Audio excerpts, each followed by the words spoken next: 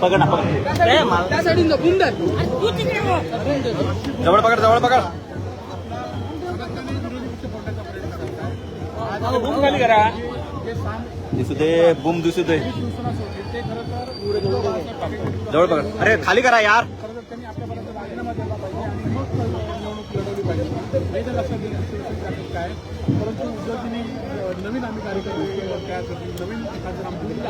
अरे जवळ आवाज येत नाहीये अरे जवळ पकड आवाज येत थोडं कमी आहे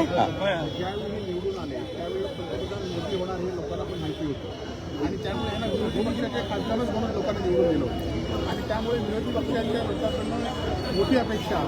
त्या जनतेची नव्हती फक्त आणि फक्त पद्मेश पद्मेश निष्ठावंत म्हणून निवडून दिलं होतं त्या अपेक्षेला त्याला पूर्ण होऊ शकत नाही ते फक्त साधं सांगतात की आपल्या स्वतःच्या स्वार्थासाठी नाईक साहेब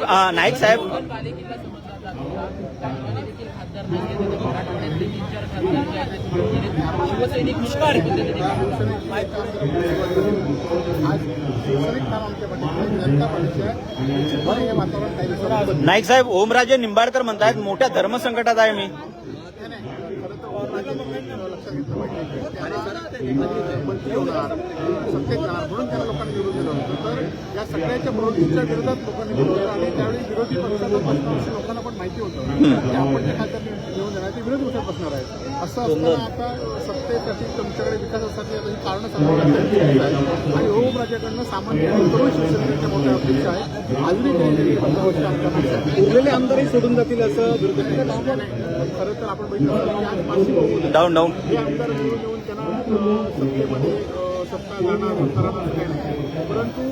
आज आपण जे काही महाराष्ट्रात फ्रंट लुक आज महाराष्ट्रात इकडे बघा सर इकडे बघा इकडे बघा त्याच्यावर पण बोलत नाही परंतु पद्मेश डाऊन कर ना आज आपण बघित असाल की लीगचा पेपर कुठला आहे पेट्रोल पेपर वाढलाय महागाई वाढली ह्या विषयावर आपण लोकांकडे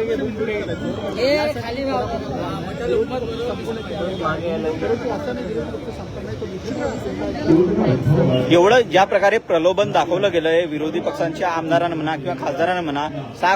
खासदारांची बंडखोरी आहे कसं बघताय एकंदरीत आज ठाकरे काय मार्गदर्शन करतील असं वाटतंय आम्ही सांगतो की त्यावेळी 50 कोटी एकदम ओके परंतु त्यानंतर कालच्या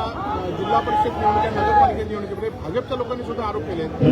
म्हणजे भाजपच्या विरोधात जेव्हा शिंदे सेनेचे लढले भाजपने सुद्धा आरोप केले की यांना 50 कोटी देऊन आम्ही निवडणूक आम्हाला घेतलंय म्हणून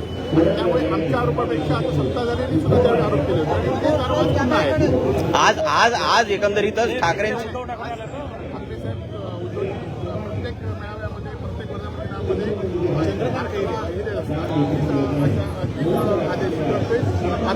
एकीकडे हा वर्धापन दिन होतोय तर दुसरीकडे शिंदेचा पण वर्धापन दिन आहे तो सत्तेचा वर्धापन दिन आहे हा आमचा शिवसैनिकांचा थँक्यू सर